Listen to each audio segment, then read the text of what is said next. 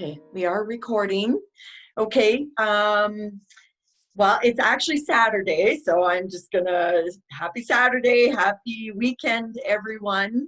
And we are, as everyone is, we're doing virtual events, virtual meetings, virtual webinars. And so for this, so my name is Vanisha Breault, and I am so excited to be a part of CN Magazine's Mental Health Week, Awareness Week. And I'm one of the hosts for this event, but I'm also one of the people that I have the honor of interviewing a few pretty amazing people in our community here in Calgary, Alberta. And so I am excited to introduce you guys all to Shawna Curry, and she's going to tell us a little bit about herself, why she's kind of being spotlighted and highlighted for this week of mental health awareness. And I'm actually really excited to talk about what we're going to be talking about today, because I also really think that it's hugely important. But I won't give that away yet until we're ready to talk. But Shawna, I will pass it over to you, and if you can just tell us a little bit about yourself, who you are, what you do, and why you're passionate about mental health. Thanks. So I'm Shawna Curry. I'm one of the contributors to the CN magazine. I've been writing a couple articles over the past few months. I'm also a registered nurse, a best-selling author, a health and wellness expert, and I work with individuals as well as companies to help people live happier, healthier, and more productive lives. So what means is that ultimately I help people sleep better, I help them eat better, and I help them to improve their mental health. And I'm really passionate about this. Mental health affects all of us, regardless of how old we are, how young we are, whether we're healthy, whether we're not healthy. And mental health affects every aspect of our lives. And especially right now, with COVID taking over, changing reality as we know it, mental health has never been so important. Mm-hmm. Absolutely. I totally agree. Just on a quick little personal note, I remember I was actually going through a period with my one daughter, Eden, and she was going through treatment. And I remember when someone talked to me about napping, taking a nap, like how important napping was for our mental health and in our own recovery and going through such a stressful time. And I had never really, I thought napping was for like that, it just wasn't, I really did not think that napping was a good idea. And I thought that would mean that I'm weak or something. I just had a really, I don't even know where that perception came from, but I just had that perception. And I remember when I discovered napping and how important naps were and have become to me for my mental health in just in my everyday life. So I'm excited to talk about sleep. We're going to be discussing sleep, and Shawna is going to tell us all about sleep, why it's important for our mental health, how to improve our sleep, and all of that kind of stuff. So go ahead, Shawna, share with us. Yeah, so sleep affects every single piece of your life. And I think a lot of people have this stigma that, I will sleep when I'm dead, or I don't need sleep. I can get away with, 3, 4, 5 hours sleep a night. I'm doing fine. And so there's really almost this sense of, being tougher because you're functioning so well without sleep. Yes. Yeah. The interesting thing about sleep is that the more sleep deprived you are, the less capable you are of understanding that you're sleep deprived. So it's kind of like having a drink, is that you have one drink of alcohol and you say, well, I'm not really impaired. And if that's your normal, and then you have 2 drinks, you say, well, I'm not really impaired. And then that becomes your normal. And then you have 3 drinks and you say, I'm not impaired. But you still are. You're just not conscious of that same level of impairment. That's really good. Yeah, and sleep is the same way. Yeah.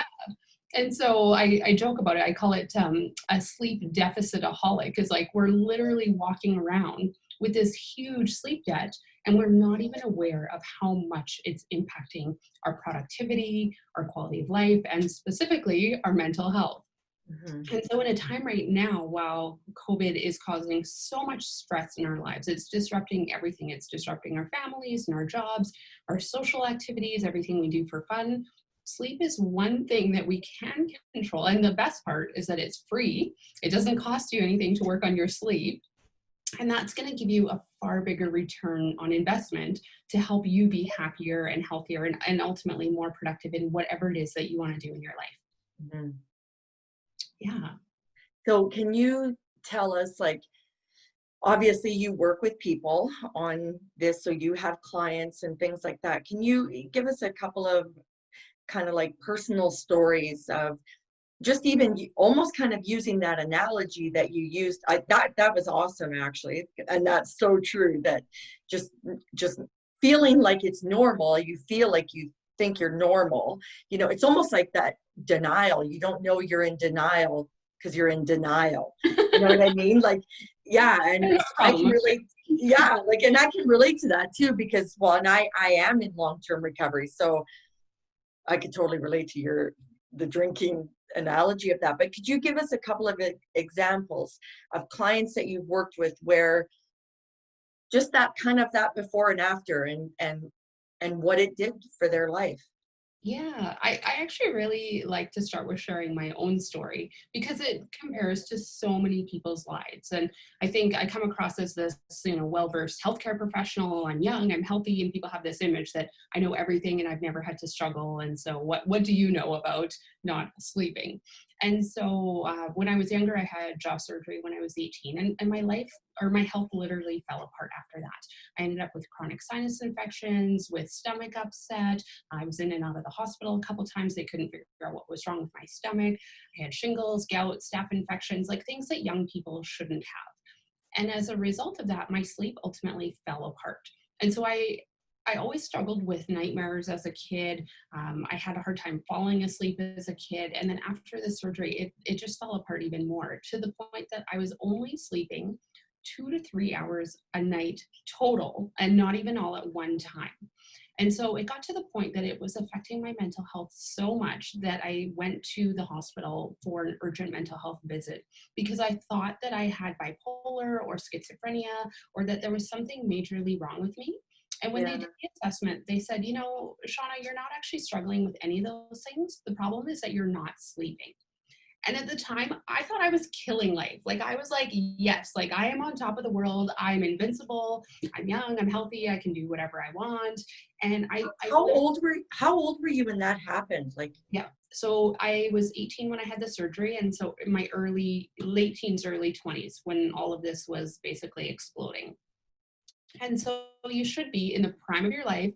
And I had a medicine cabinet full of pills, tons of different sleeping pills that I was on, supplements, herbals, all that kind of stuff.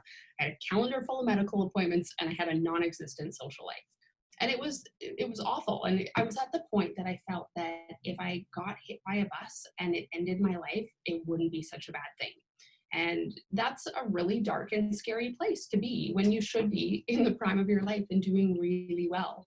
And I was working, going through my kinesiology degree. I was working a job as well. And like, I was just burning the candle at all ends, and the wheels came off the bus. And I see this over and over and over again with my clients. And, that's my story, and other people's stories may be similar, maybe a little bit different. But the problem is that we're not aware of how much it's impacting our lives. And that whole, like, you're just not aware of how much it's impacting your own sleep or your own health, is that I wasn't aware. And I can look back on that now and see a very different picture, but I thought I was doing okay. I thought I was managing just fine. And so because my sleep was so bad, I was on so many things to help me sleep. And this mindset of like, I can't sleep, I can't sleep, I can't sleep. And I would tell anyone how bad my sleep was and that I couldn't sleep. So if you came up to me and, how are you doing? Oh, I'm having a horrible day. I can't sleep. Like, oh, I'm so tired. Like, I would tell anyone. And that's probably one of the worst things we can do, because it reinforces this mindset that we're bad sleepers. So okay, yeah. now I don't take sleeping pills. I don't take supplements other than magnesium to help me sleep. And that is it. And so it took a lot of work. But I believe for a lot of people that feel that there is no hope, is that there is hope. And sleep takes a long time to change. The longer you've had sleep problems, the longer it's going to take to change them. But ultimately, there is hope, and it's just being really consistent with your sleep. That's the big key to making changes to that pattern. Wow. That I'm a little blown away, to tell you the truth. I never would have, and that's the thing, hey, with our stories, like we don't know what story is behind the, you know what I mean, the face and the person and the job title, the position, whatever. And so yeah.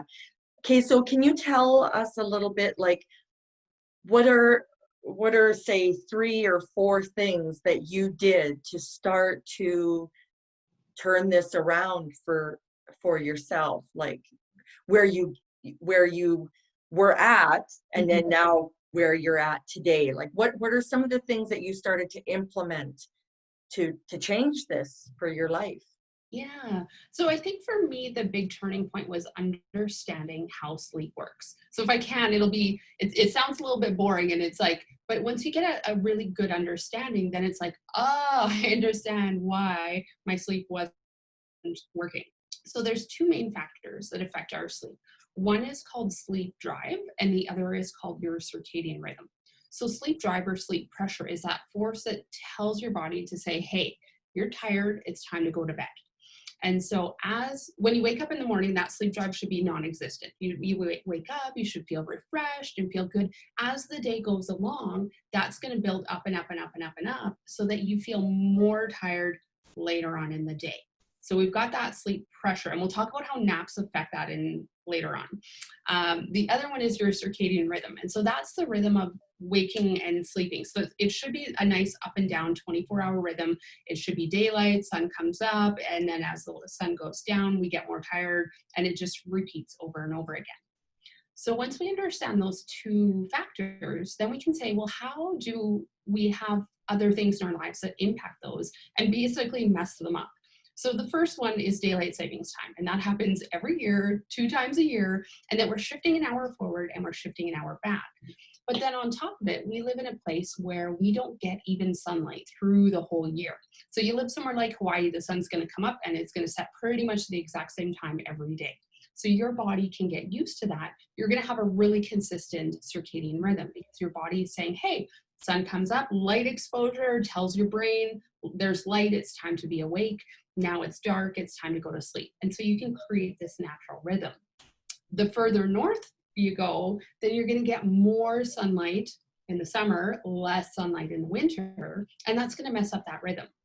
Then we also do other things like we play on our cell phones or on our laptop before we go to bed. That's giving you this constant light exposure that's going to mess up that circadian rhythm. And then on top of it, what we like to do is we change our bedtime pretty regularly.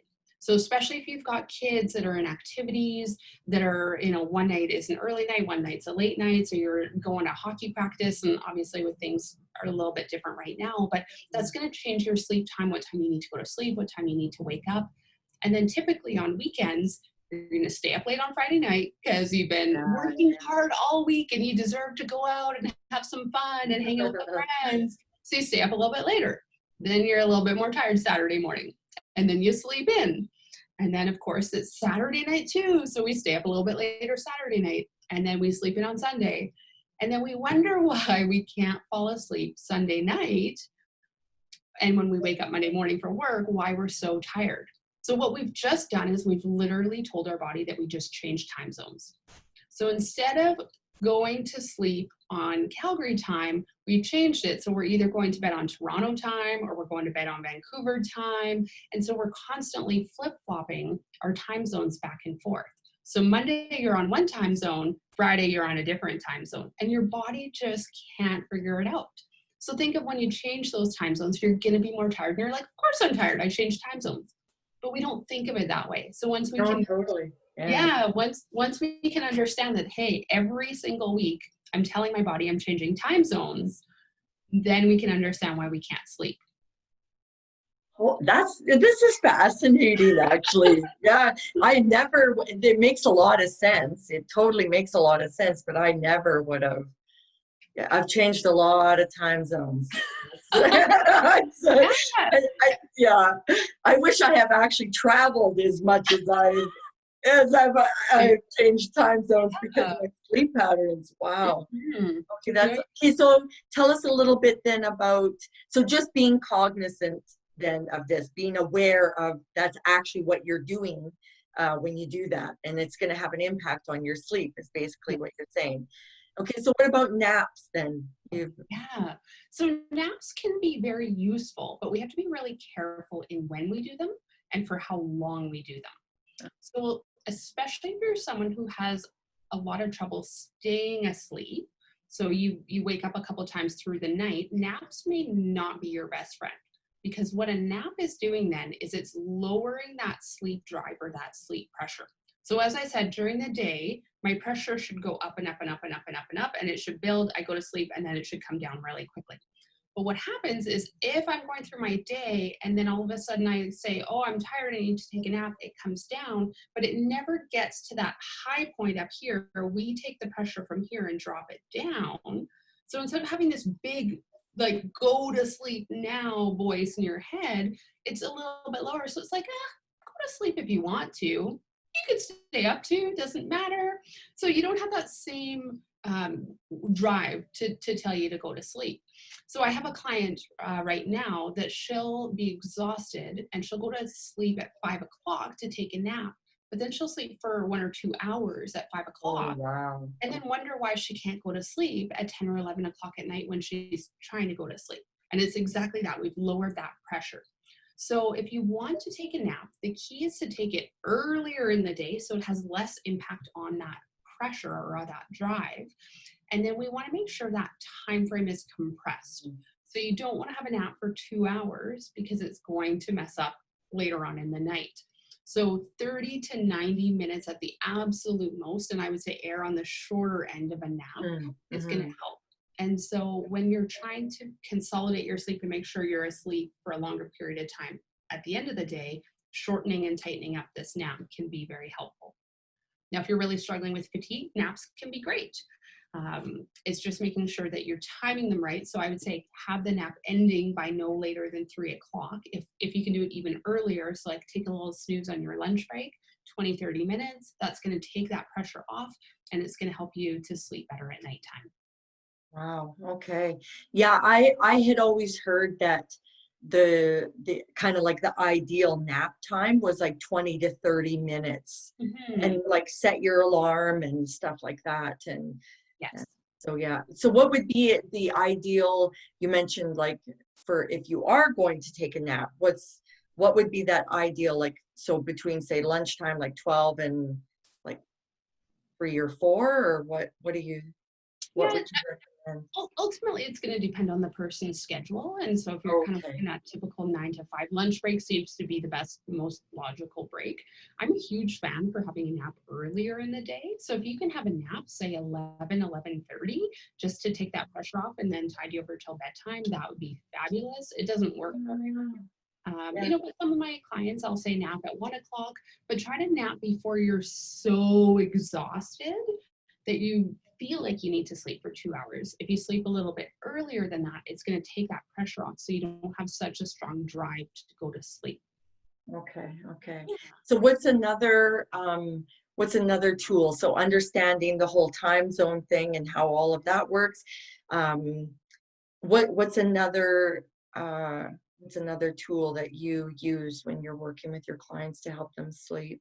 Yeah, so not going to bed until you're tired and spending as short a time in bed before you go to sleep. And so while I'm a big advocate to be really consistent with you go to bed at this time, you wake up at this time, it should be the same every night.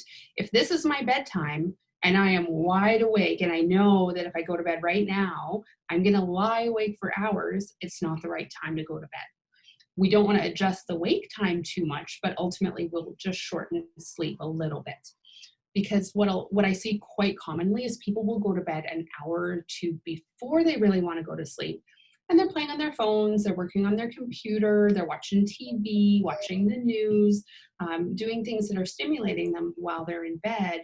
So then you're associating being awake in bed with your bed, so that when you try to go to sleep, your body thinks, no, no, this is where I hang out and relax. Your body doesn't connect that this is the only place that you sleep.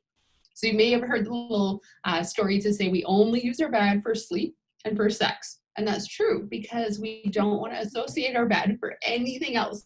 Your bed is not for doing homework. Your bed is not for doing work. It's not for paying the bills. It's not for wrestling with the kids. Your bed is for sleep, and that's sleep and sex, and that's it. Well, that's good to know. I'm sleeping a lot in my bed. That's about it. Not sure if everyone needed to know that or not, but okay, well, I have some work to do then, clearly, because I'm sleeping. And that's awesome, actually, Shawna. That's I never, and I have some bad habits, like even just in the little bit of what you've shared about sleep, like, because I do a lot of those things in my bed, like, and not doing what I'm supposed to be doing. Because I'm on my computer, I'm on my phone, like wow, okay. Yeah. I never even would have thought of that. And Yeah. what you're doing is you're training the subconscious part of your brain. So it's not even the part that you're really acutely aware of. It's the part Yeah, that just like runs in the background, is like keeping the wheels on the bus. But what totally. it's doing is it's telling your brain that, hey, this place that I'm in right now is used for all of these purposes. And so whether we're conscious of it or not, we create an association Totally. with So what. it's like you're creating those patterns, Yeah. right? That, holy man, I never, like, I knew sleep was important, but not to this extent. I never would have taken it this far before to even, well, I know for me, and I sleep good. Like, I'm very fortunate in that way. I sleep like a baby. But I probably could even sleep better if I even, you know, stopped, just kept my bed for what it's meant for. And yeah. Okay, well, that's awesome. Can you, yeah, go ahead. I was going to say that also includes like what happens or what goes on your bed. And so I have seen beds that literally I don't know where the person sleeps because there is so much stuff on it.